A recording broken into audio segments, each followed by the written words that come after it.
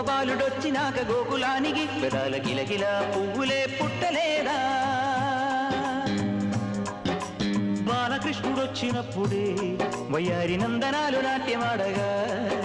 వారసుని చూసినప్పుడే వరాల వాంఛలన్నీ పల్లవించగా నందుడింట చిందులేసే అందమైన బాలుడే తనవాడై గోరువంక వాలగానే గోపురానికి స్వరాల గణగణ గంటలే మోగనేనా గోపబాలుడొచ్చినాక గోకులానికి పెదాల గిలగిల పువ్వులే పుట్టలేదా